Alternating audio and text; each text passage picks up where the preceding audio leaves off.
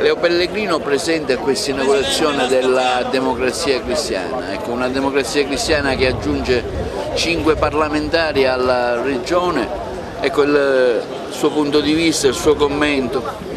Felicissimo, contentissimo, perché dopo anni di guerre, di lotte, di ricorsi giudiziari, grazie a Totò Cuffaro abbiamo costituito la Democrazia Cristiana.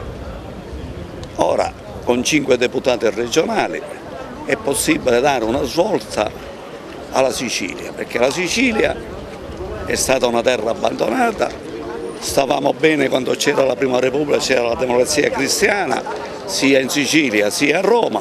Speriamo oggi che partendo dalla Sicilia, perché Goethe ha detto che in Sicilia c'è l'origine di tutte le cose, non si può avere un'immagine dell'Italia se non si conosce la Sicilia. La Democrazia Cristiana riparte dalla Sicilia.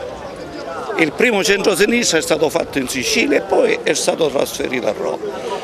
Io mi auguro, grazie a Totò Cuffaro, grazie ai 5 deputati, e spero ancora che si possano aggiungere altre forze politiche che sono diverse ma che hanno tutte una provenienza democratica cristiana, di ritornare nella Democrazia Cristiana.